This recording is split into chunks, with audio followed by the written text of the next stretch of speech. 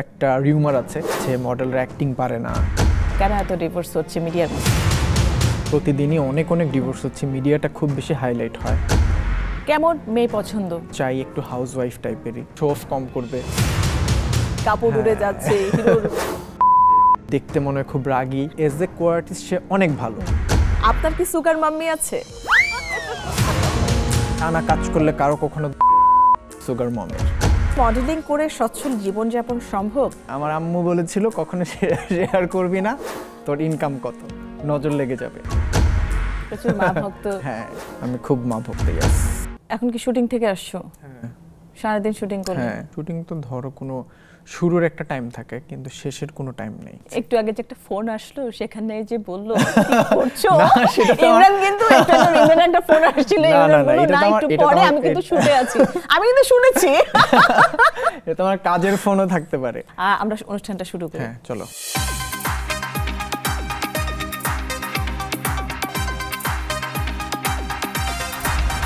দর্শক সবাইকে ওয়েলকাম করছি কাট অ্যান্ড কাট অনুষ্ঠানে। পুরোটি সময় জুড়ে আপনাদের সঙ্গে থাকছি আমি শারমিন দীপ্তি, এবং আমাদের সঙ্গে যিনি আছেন তাকে আমরা আসলে চিনি, অনেকেই চিনেন অবশ্যই, যারা মিডিয়ায় আছেন, মিডিয়ার বাইরেও সবাই চেনেন। তিনি একজন সুদর্শন মডেল, ইমরান খান। ইমরান, তোমাকে অনেক অনেক স্বাগত আমাদের অনুষ্ঠানে আসার জন্য। একটু আগে বলছিলে শুটিং সেট থেকে এসছো। হ্যাঁ, শুটিং সেটের শুরু থাকে কিন্তু শেষ যে কখন হবে ঠিক থাকে না আসলে। যেহেতু এখন হচ্ছে ঈদের সিজন, তো ঈদের সিজনে প্রচুর রাশ থাকে, কারণ সবাই হচ্ছে ঈদকে টার্গেট করে অনেক কাজ করে। এই কাজের গল্পগুলো আমরা শুনবো, কিন্তু তার আগে অনুষ্ঠানটা শুরু করে দেই। এখানে কাট আছে, ওখানে আনকাট আছে। কাট থেকে আমরা কোশ্চেন পিক করতে পারবো, আনকাট থেকেও পারবো, তবে আনকাটের গুলো আসলে যা বলবে আমরা তাই আসলে অন এয়ার করবো, কোনো এডিট হবে না। আমরা শুরুটা করি। মনে মনে পড়লে হবে না ইমরান, আমাদেরকে শোনাতে হবে, দর্শকদেরকে শোনাতে হবে। প্রশ্নটা খুব মজার যে আপনার প্রথম প্রেমে পড়ার গল্পটা কেমন ছিল? গল্পটা কেমন ছিল আমরা শুনবো। আর আপনার সেরা রোমান্টিক মুহূর্ত কবে, কোথায়, কার সাথে কেটেছিল? ইমরানের প্রথম রোমান্টিক মুহূর্ত কবে, কোথায়, কার সাথে কেটেছিল? আমার স্কুল লাইফে আমি খুব শাই ফিল করতাম, তো এরকম ভালো লাগা ছিল একজনকে, কিন্তু আমার মনে হয় আমি ৩-৪ বছর আমি কোনোদিন তাকে বলতেও পারি নাই যে আমার তাকে ভালো লাগতো, বিকজ আমি খুব ইন্ট্রোভার্ট টাইপের ছিলাম। তখন কোন ক্লাসে পড়তে তুমি? আমি ক্লাস তখন মেবি ক্লাস 8 এ পড়তাম। ক্লাস 8 এ ভালো লেগেছিল একজনকে? সেও তো কি ক্লাস 8 এই পড়তো তোমার? না, ও মনে হয় আমার 1-2 বছরের জুনিয়র ছিল। ভালো লাগা তো যে কাউকে ভালো লাগতে পারে, প্লাস হচ্ছে যে কোনো বয়সেই ভালো লাগতে পারে। বড় হয়ে আর কি কারো কে ভালো লাগেনি কি? আমি জানি না তুমি রিলেশনশিপে আছো কিনা। আমি বলি মানে ভালো, আমি যে কথাটা একটু আগে বললাম, ভালো লাগা কিন্তু থাকতেই পারে। তো এরকম ভালো লাগতেই পারে কাউকে আমার। মানে এত ইন্টেলেকচুয়াল অ্যানসার আছে, আমি বুঝি না বাবা, আমার অডিয়েন্স বুঝবে কিনা আমি জানি না। আমি জানতে চাই ইমরান কি প্রেম করছে কিনা। না, এখন করছি না। এখন আমি অ্যাকচুয়ালি আমার কাজকেই ওয়ান কাইন্ড অফ লাভ করছি, কাজের প্রেমেই আছি। মানে অ্যাকচুয়ালি সময় পাচ্ছি না অন্য কোনো দিকে নিজেকে ব্যস্ত রাখার, সো এই জন্য আপাতত আমি কাজকেই লাভ করছি। একটু আগে যে একটা ফোন আসলো সেখানে যে বললো কি করছো, ইমরান কিন্তু ইমরান একটা ফোন আসছিল, ইমরান বলল না একটু পরে, আমি কিন্তু শুটে আছি। আমি কিন্তু শুনেছি। এটা তোমার কাজের ফোনও থাকতে পারে। না না, এই তো আমার ইন্টেলেকচুয়াল আনসার। না না, কাজের ফোন ছিল, আমি বলেছি একটু পরে ফোন দিচ্ছি। প্রায় সময় তুমি ইনবক্স পাও না যে আপনাকে ভালো লাগে? এইটা তো যেহেতু মিডিয়াতে কাজ করি, মানে ফ্যান যারা আছে ওরাই হচ্ছে দেখা যাচ্ছে বলে যে ভালো কাজ, ভালো লাগছে, আপনাকে ভালো লাগছে। কি এখনো কোনো আসলে পরিণত কোনো সম্পর্কে তুমি জড়াওনি নাকি? ভালো লাগেনি? ইন্ডাস্ট্রিতে তো অনেক, তোমরা যাদের সাথে কাজ করে অনেক সুন্দরী আছে, ভালো লেগেছে, ফ্যান ফলোয়ার আছে, সামটাইম তো ভাইব ম্যাচ একটা ব্যাপার থাকে। দেখা যাচ্ছে হয়তো আমি যেরকম পছন্দ করি হয়তো আজকাল কি এরকম নাও ম্যাচ করতে পারে, তাই এই জন্য অনেক সময় ভাইব ম্যাচ হয় না। আর আমি হচ্ছে যেহেতু মানে সব সেক্টরগুলোতে কাজ করি, লাইক এজ আমি নাটক সিনেমা ছাড়া বাকি মানে মিডিয়ার সব সেক্টরগুলোতে কাজ করি, এর জন্য আমি প্রয়োজনীয় তুলনায় একটু ব্যস্ত থাকি বেশি। তো এই জন্য দেখা যাচ্ছে অ্যাকচুয়ালি আমি কাজের বাইরে সময় বের করাটা খুব টাফ। আর মিডিয়া পার্সনদের সাথে কেউ যদি ডেটও করতে চায়, মানে ওরা হচ্ছে খুব কম বুঝে ব্যাপারগুলা। দেখা যায় এই যে একটু আগে তোমাকে বললাম যে একদম সকাল থেকে শুটিং করেছি, তো এটা হয়তো অনেকে বুঝে না। দেখা যাচ্ছে আবার সকালে কিন্তু আবার কালকে ভোর আবার সেহরির পরে আমাকে আবার নিয়ে যাবে, তো এই জিনিসটা হয়তো অনেকে বুঝে না। এই ভাইবটার জন্য দেখা যাচ্ছে কারোর সাথে এখনো ম্যাচ হচ্ছে না। কেমন মেয়ে পছন্দ প্রেম করার জন্য? বেসিক্যালি আমি একটু চাই একটু হাউসওয়াইফ টাইপেরই থাকে, কি একটু শো অফ কম করবে, একটু গুছানো থাকবে, এই এতটুকু, আর কিছু না। এই যে বললে তুমি তোমাকে বোঝার একটা ব্যাপার আছে, তুমি কিন্তু আলাদা জন্ডারের কেউ হলে ইমরানকে কি বুঝবে? মিডিয়ার কেউ নয় কেন? মিডিয়ার মানুষ কেন মিডিয়ার কাউকে বিয়ে করবে না? কারণ হচ্ছে আমার মনে হয় যে মিডিয়া পার্সনদের ব্যস্ততাটা কেউ বুঝে না। আমাদের হচ্ছে যেই টাইপের ব্যস্ততা, এই যে একটু আগে বললাম যে আমাদের শুরুর একটা টাইম থাকে কাজের, কিন্তু শেষের কোনো টাইম থাকে না। আর ঈদের সিজনের লাস্ট আমার মনে হয় যে আমি অলমোস্ট 30 ডেজ ধরে টানা কাজ করছি, কোনো ব্রেক নেই, কোনো কিছু নেই। এমনও হচ্ছে ধরো কোনো একটা শ্যুট বলেছে শেষ হবে রাত 10টায়, এটা রাত 10টায় শেষ হচ্ছে না, শেষ হচ্ছে গিয়ে 4টায়। আবার পরের দিন ঠিকই অন্য একটা কোম্পানিকে ডেট দেয়া, ওরা আবার আমাকে ওই শ্যুট থেকে এসে নিয়ে যাচ্ছে। এখন এইটা এবং আর্লি মর্নিং এ কিন্তু কল টাইম থাকে, কল টাইমে কিন্তু মেইনটেইন করতে হয়। এইটা হচ্ছে মিডিয়ার পার্সনগুলো বুঝে ব্যাপারগুলো, কিন্তু মিডিয়ার মধ্যে প্রেম করছো না কেন? এটারও কিন্তু আছে, ওই কিন্তুটা তুমি বলবে কিন্তু আমাদের। এইটারও কিন্তু হচ্ছে ঝগড়াঝাটি বেশি হবে। হ্যাঁ, ওয়ান কাইন্ড অফ। হ্যাঁ, আর একজন আরেকজনের হয়তো একটু দোষারোপ করবে, কম্পেয়ার করবে, আমার কাজ বেশি তোমার কাজ কম কেন। এরকম অনেক সেলিব্রিটি আছে যে মিডিয়ার মধ্যে বিয়ে করেছে কিন্তু অনেক ব্রেকআপ হয়েছে, ডিভোর্স হয়েছে। তো মিডিয়ার আসলে যারা একসাথে থাকে, আসলে যারা হ্যাঁ, এটা হচ্ছে হাজবেন্ড ওয়াইফ, তোমার কি মনে হয় কেন এত ব্রেকআপ হচ্ছে, কেন এত ডিভোর্স হচ্ছে মিডিয়ার মধ্যে? মিডিয়ার কারো সম্পর্কেও কেন টিকছে না, বিয়ে কেন টিকছে না? আমার অ্যাকচুয়ালি মনে হয় না যে মিডিয়া রিলেটেড প্রতিদিনই অনেক ডিভোর্স হচ্ছে, মিডিয়াটা খুব বেশি হাইলাইট হয়, বিকজ মিডিয়া নিয়ে মানুষের ফ্যাসিনেশনটা অনেক বেশি থাকে, মিডিয়া পার্সনগুলোকে নিয়ে মানুষের ফ্যাসিনেশন বেশি থাকে। এজন্য হয় কি, মানে মিডিয়া পার্সনদের যখন কোনো কিছু একটা ঘটে, এইটা নিয়ে অ্যাকচুয়ালি মানে আলাপ আলোচনাটা বেশি হয়। আমার মতে মনে হয় যে কারো সাথে যদি কারো কোনো মিল না হয়, কারো সাথে যদি কোনো ডিভোর্স পর্যায়ে যায়, সেটা হচ্ছে মেইন যে কয়েকটা স্ট্রাকচার থাকে রিলেশনশিপের, লাইক এস রেসপেক্ট, তারপর হচ্ছে ট্রাস্ট, এইগুলোতে যদি কোনো প্রবলেম আসে, কোনো ইস্যু প্রবলেম হয়, তখনই হচ্ছে অ্যাকচুয়ালি সংসারটা টিকে না, অন্য কোনো কিন্তু কারণে না, যে একজন কাজ বেশি করছে একজন কম করছে, এগুলো কিন্তু কোনো, আমার মনে হয় না কোনো রিজন না। এটাও তো কিন্তু কোনো ক্ষেত্রে এটা কিন্তু রিজন হয়ে দাঁড়ায় আসলে। নয়তো কিন্তু ইমরান আসলে ডিসিশন নিত না। আমার ঘরোয়া মেয়ে পছন্দ আছে, ঘরোয়া মেয়েদের বলছি, যারা ঘরোয়া মেয়ে, যারা সংসারটা অনেক সুন্দর করে যত্ন করে গুছিয়ে করতে পারবেন, তারা হচ্ছে ইমরানকে নক করবে নাকি? তোমার বিয়ের পাবলিসিটি কিন্তু করে দিলাম। হ্যাঁ, থ্যাংক ইউ। আমরা পরবর্তী কোশ্চেনে চলে যাই। এখন কি আমি তুলবো না তুমি? আচ্ছা, আমি তুলি। হ্যাঁ, তুমি একটা তুলো। আপনাকে বড় পর্দায় দেখতে পাবো কবে? অ্যাকচুয়ালি যেহেতু বড় পর্দা অনেক বড় ব্যাপার, কিন্তু দেখা যাচ্ছে যখন একটা বড় পর্দায় একজন কাজ করে সবকিছুই কিন্তু নোটিস করার মতো। তো বড় পর্দাটা যেহেতু অনেক বেশি চ্যালেঞ্জিং, তো আমি চাচ্ছিলাম একটু আমি মানে অভিনয় একটু ম্যাচিউর হয়ে তারপর আমি বড় পর্দাটা করি, বিকজ অলরেডি যেহেতু আমি মডেলিং করছি অনেক দিন ধরে, আমার এই সেক্টরে একটা ফ্যান বেজ আছে। ওরা কিন্তু আমাকে এমন না যে তুমি আমাকে এখন জিজ্ঞেস করছো যে আমি মানে বড় পর্দায় কবে কাজ করবো, আমি কিন্তু অহরহ এই প্রশ্নটা আমি সম্মুখীন হই। অবভিয়াসলি তুমি দেখতে সুন্দর, তোমার হাইট ভালো, দেখা গেছে যে শরীফুল রাজু কিন্তু র্যাম্পি ছিল, তারপর কিন্তু সে বড় পর্দা অভিষেক করেছে এবং অনেক ভালো করেছে, অনেক জনপ্রিয় হয়েছে। তো তোমরা নাও কেন? মানে হচ্ছে কি, মানে থাকে না যে তুমি অলরেডি যদি একটা সেক্টরে থাকো, তুমি কিন্তু চাবা যে আমি নেক্সট কোনো কিছু করলে এটা থেকে বেটার কোনো কিছু করব। আর যেহেতু আমার একটা ফ্যান বেজ আছে, আমার ওদের কথাও কিন্তু আমার চিন্তা করতে হয়। নতুন কেউ যখন একটা কাজ করে, মানুষ কিন্তু এত কিছু খেয়াল করে না, কারণ তার কোনো ফ্যান বেজ নেই। আর একটা মোটামুটি যদি কোনো মডেল কিংবা অন্য কোনো কিছু একটা কাজ করতে যায়, সবাই কিন্তু খেয়াল করে যে ও কি কাজ করছে একটু দেখি। তো ওই জিনিসটা আমার একটু ভয় কাজ করে, যে অলওয়েজ আমার মনে হয় যে আমি ওদেরকে যেন মানে আমার দ্বারা যেন কষ্ট না পায় যারা ফ্যান বেজ আছে। তো এজন্য আমি অলওয়েজ একটু প্ল্যান করে কাজ করি। আমার কাজগুলো দেখবা যে আমি যেগুলো আমি নতুন করছি, আমি কিন্তু একটু চিন্তা ভাবনা করে প্ল্যান করে কাজ করি, যেন আজকের থেকে যেন আমার কালকের কাজটা বেটার হয়, কালকে থেকে যেন পরশু দিনের কাজটা বেটার হয়। তো এমন না যে আমি বড় পর্দায় কাজ করতে চাই না, আমি চাই। থাকে না যে তুমি যদি একটা তোমার শুরুটা ভালো করো, তোমার কিন্তু অনেক দূর পর্যন্ত তুমি একটা অ্যাডভান্টেজ পাবা। তো এইটার জন্য বেসিক্যালি আমি একটু ওয়েট করছি যে আমার মানে একটা বেটার স্ক্রিপ্ট পাবো, যেটা দিয়ে হয়তো আমি আমাকে প্রুভ করতে পারবো। অ্যাক্টিং এর কথা বলছিলে যে অ্যাক্টিং আরো স্কিল হতে চাই, তো কি করছো সেটার জন্য? অ্যাক্টিং এর জন্য আমি বেসিক্যালি কিছু ওয়ার্কশপ করছি অ্যাক্টিং রিলেটেড, আর প্লাস হচ্ছে আমি ভেরি রিসেন্ট হচ্ছে কিছু শর্ট ড্রামা টাইপের করব, মানে আমার জাস্ট অ্যাক্টিংটাকে ঝালাই দেওয়ার জন্য, যে আমার বুঝার জন্য যে মানুষ আমার অ্যাক্টিংটা কিভাবে নিচ্ছে। শর্ট ড্রামা বলতে কি বোঝাচ্ছো? লাইক কিছু থাকে না যে 15 মিনিট 20 মিনিটের কিছু ড্রামা থাকে, হ্যাঁ, one kind of short film, yes. তো ওইটাতে হচ্ছে আমি চাচ্ছি যে একটু ট্রায়াল ভার্সন আমি একটু দেখবো, যে ওয়েব ফিল্ম দিয়েও শুরু হতে পারে। হ্যাঁ, শুরু হতে পারে। এখন হয় কি, অনেক ডিরেক্টর তো হচ্ছে মানে একদম র পিপল নিতে চায় না, ওরা ভয় পায়। তো দেখা যাবে যে আমি যদি আমার একটা রেফারেন্স ক্রিয়েট করতে পারি যে না মানে যদি মানে থাকে না যে কিছু একটা দেখালাম যে না আমি আমাকে এইভাবে ভাঙতে পারবো, এইভাবে আমি আমার অ্যাক্টিং স্কিলটা আমি এরকম, তখন হয়তো কেউ একটু সাহস করে আমাকে নিতে পারে। মানে আমাদের ইন্ডাস্ট্রিতে খুব একটা রিউমার আছে যে মডেলরা অ্যাক্টিং পারে না, কিন্তু দেখো যারা যারা মডেলিং থেকে যাচ্ছে সবাই কিন্তু ভালো করছে। আমাদের কিন্তু অনেকেই কিন্তু মানে মডেলিং বিলং করে, লাইক আমাদের নিশো ভাই, অপূর্ব ভাই, ওরা কিন্তু মডেল ছিল।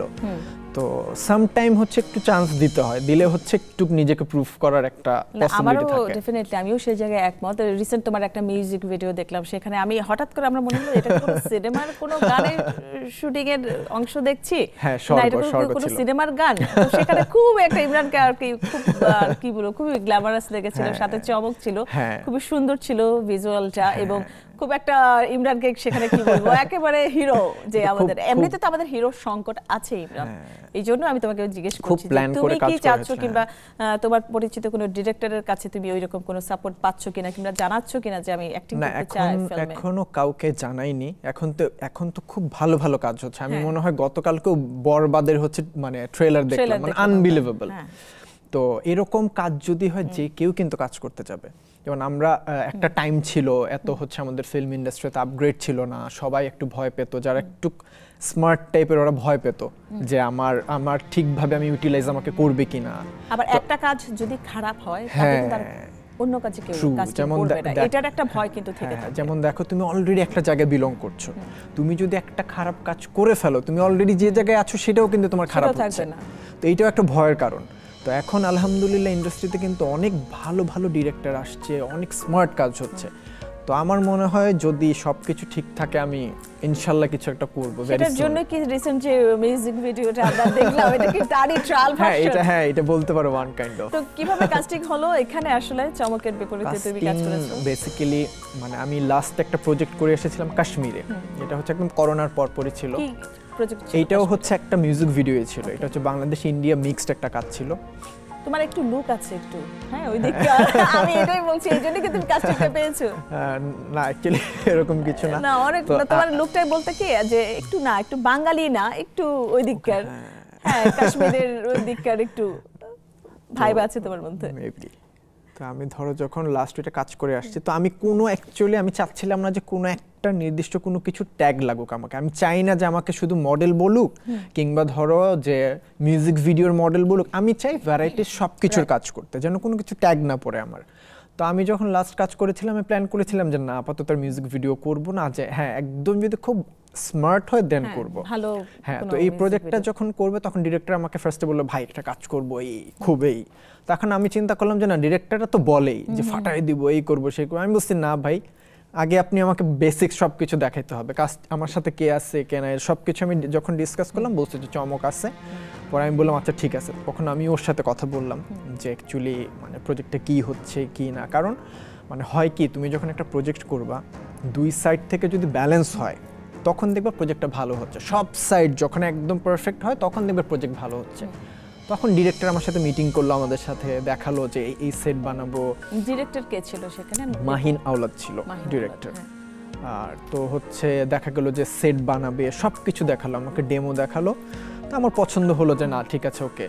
আমি চিন্তা করেছিলাম যে করব না, লেটস ট্রাই করি কি হয়।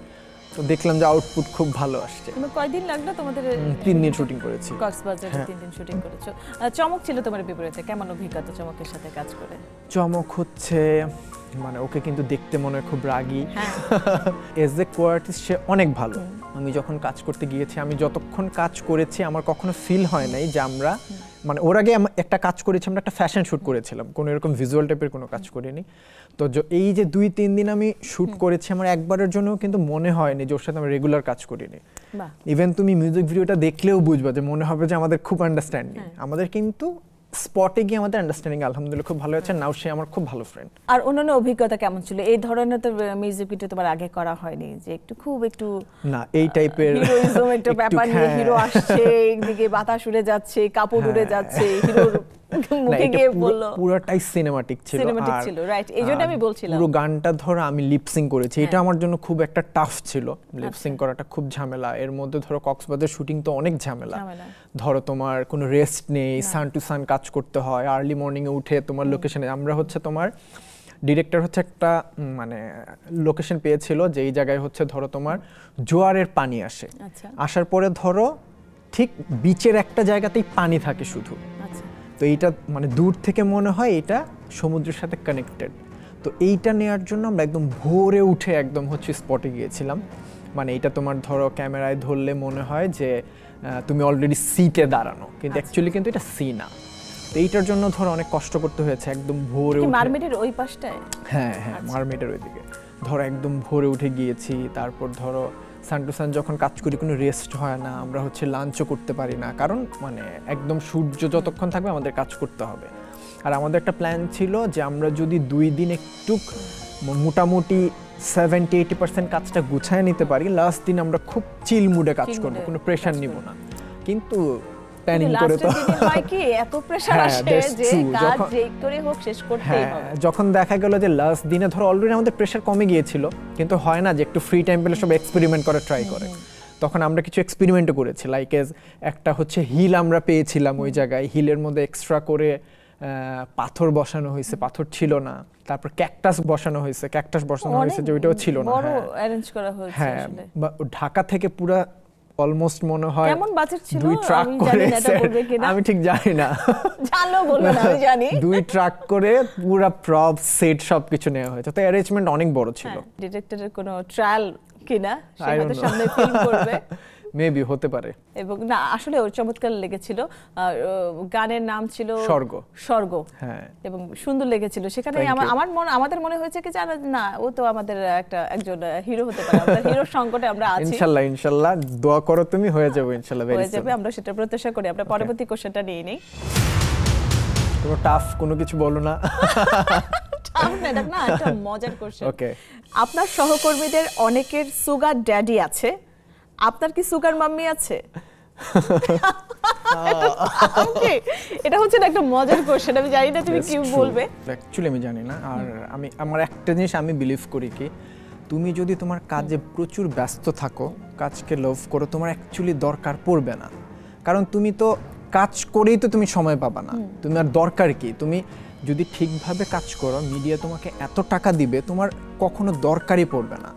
আর আমার বেলায় যেটা আসে, আলহামদুলিল্লাহ ধরো আমি প্রচুর ব্যস্ত থাকি। তোমাকে বললাম যে লাস্ট অলমোস্ট 35 ডে ধরে আমি কাজ করছি। আমার মনে হয় যে আমার এরকম টানা কাজ করলে কারো কখনো দরকার পড়বে কোনো সুগার মমের। আচ্ছা, তোমার এই টপিকে আমাদের কিন্তু একটা কোশ্চেন আছে, আমরা সেই কোশ্চেনটা নিয়ে নিই। শুধুমাত্র মডেলিং করে সচ্ছল জীবনযাপন সম্ভব? আমার মনে হয় অবশ্যই সম্ভব।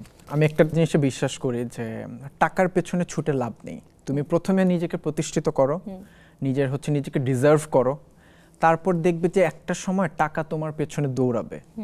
তো এইটার জন্য কিন্তু একটা টাইম পর্যন্ত কষ্ট করতে হবে, নিজেকে প্রচুর টাইম দিতে হবে। একটা জিনিস নিজের মাথার মধ্যে রাখতে হবে যে এখন খুব কম্পিটিশন, এখন কিন্তু যুগটা অনেক কম্পিটিশন। একটা টাইম ছিল ইন্টারনেটে তো ইজি ছিল না, মানুষ ধরো থাকে না যে ধরো এখন আমাকে কারো ভালো লেগেছে, সাথে সাথে কিন্তু সে হাই বলতে পারছে। কিন্তু একটা টাইম ছিল একজনকে হাই বলবে, এটাও কিন্তু মাসের পর মাস ঘুরতো মানুষ পেছনে। তো এখন যেহেতু ইন্টারনেটটা ইজি হওয়ার কারণে আর ম্যাক্সিমাম মানুষ চায় যে একটু কাজ করব, একটু সোশ্যাল মিডিয়াতে একটু দেখা যাবে, এজন্য কম্পিটিশনটা প্রচুর। তো এই কম্পিটিশনে টিকতে হলে তোমার প্রচুর স্টাডি করতে হবে এই জিনিসটা নিয়ে, নিজেকে অনেক ডিজার্ভ করতে হবে। তো আমার মনে হয় তুমি যদি নিজেকে ডিজার্ভ করো, একটা পর্যায়ে নিয়ে যেতে পারো, তাহলে মিডিয়া তোমার জন্য অনেক বেস্ট চয়েস। মিডিয়া থেকে তুমি যত ইনকাম করতে পারবে, অন্য কোনো সেক্টর তোমাকে এত টাকা দিবে না। কেমন ইনকাম করছে ইমরান?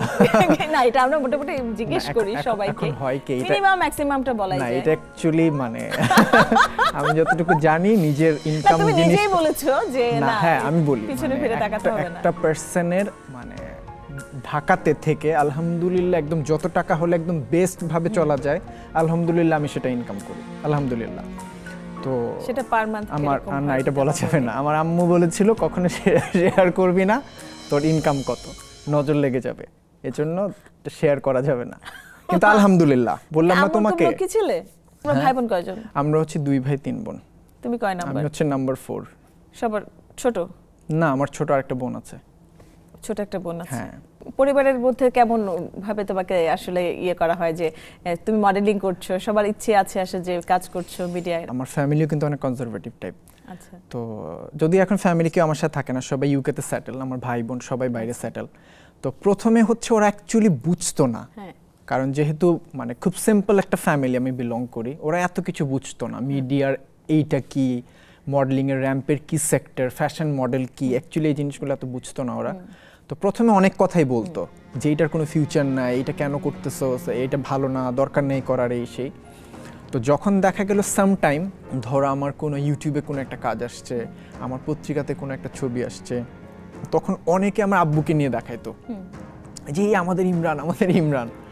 তো হয়তো সেইটা থেকে আমার আব্বুর একটু না একটু ভালো লাগা কাজ করেছে যে না, একটা টাইমে ছিল আমার নামে আমার ছেলেকে চিনতো, এখন এসে বলতেছে যে আমাদের ইমরান। সামটাইম রাস্তা দিয়ে হেঁটে গেলে বলে যে ইমরানের আব্বু।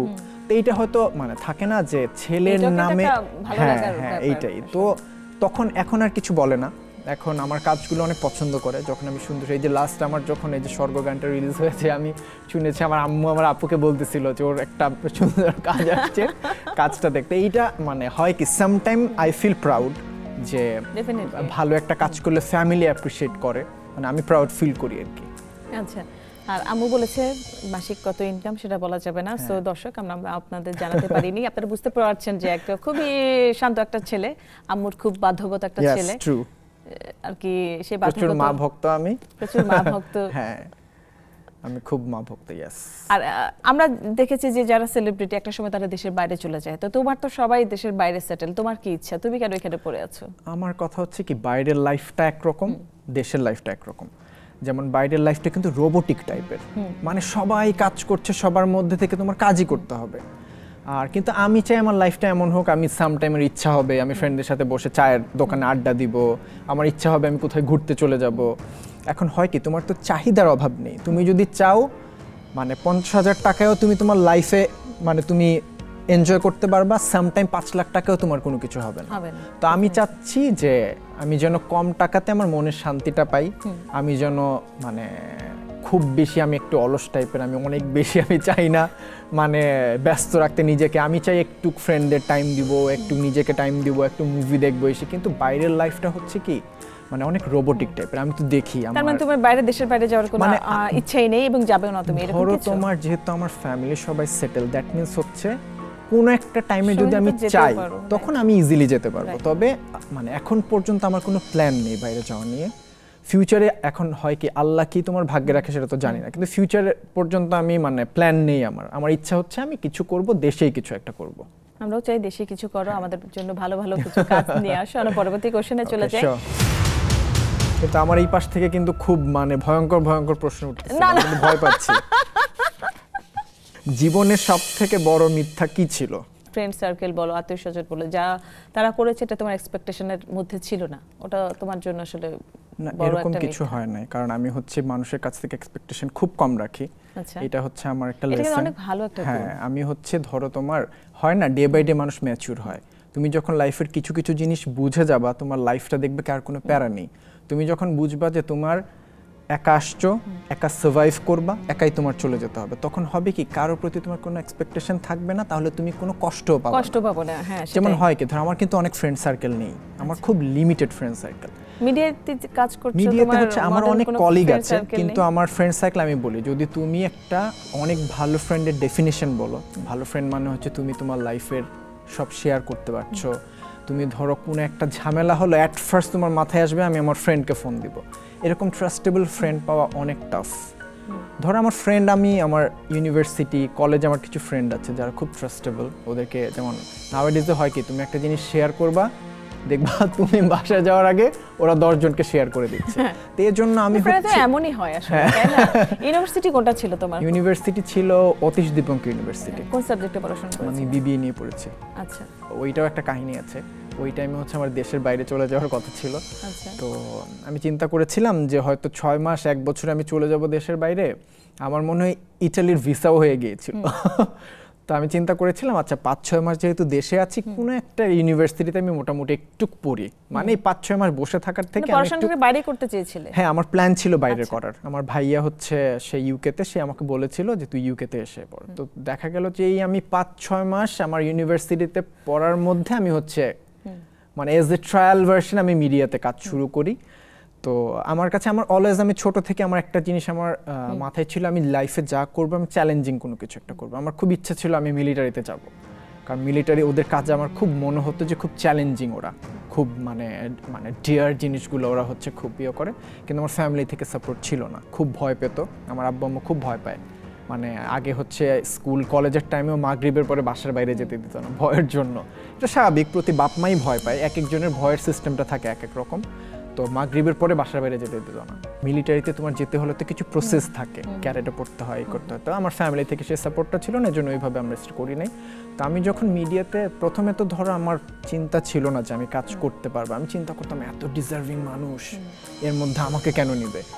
কারণ আমি যখন ধরো কাজ শুরু করেছি তখন বাংলাদেশে অনেক কাশ্মীরি মডেল কাজ করতো।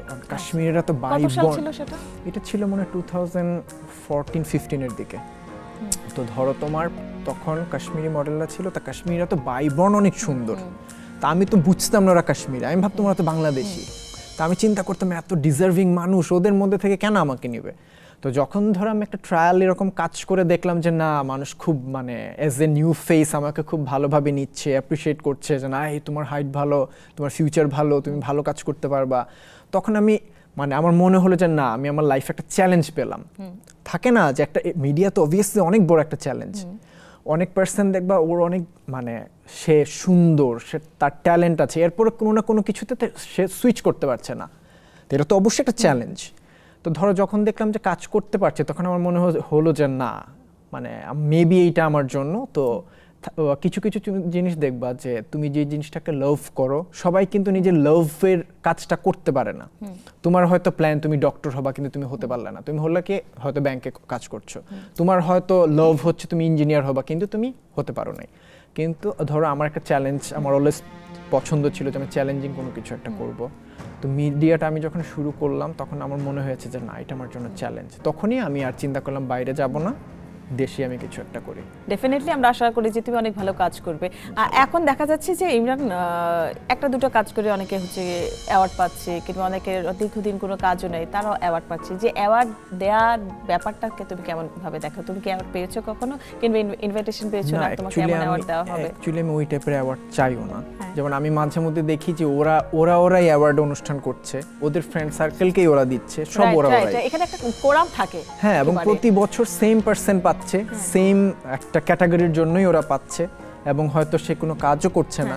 এখন আমার মনে হয় প্রতিটা পার্সনের একটা গাট ফিলিং থাকতে হয় যে আমাকে একবার এরকম বলেছিল, তো আমি বলেছিলাম যে কিসের জন্য দিচ্ছেন, বললো যে এই একটা ক্যাটাগরির জন্য। তখন আমি বললাম যে আমি ফিল করি ওইটার জন্য আমি ডিজার্ভ করি না, আমি যতক্ষণ পর্যন্ত ডিজার্ভ না করি আমি ফিল করবো আমি এটাতে নিব না। তো দেখা গেল যে আমার মনে প্রতিটা পার্সন ওই জিনিসটা ভাবা উচিত যে আমি কেন নিচ্ছি, এটা আমার কি কাজে আসছে।